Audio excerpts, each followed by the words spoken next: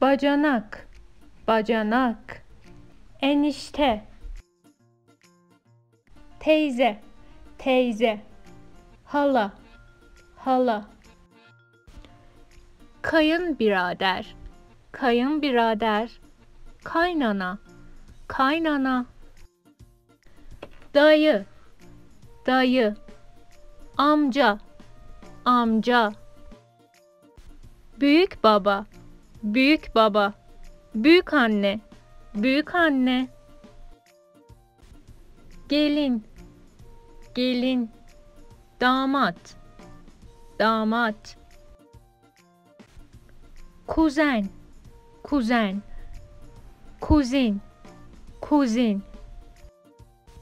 torun, torun,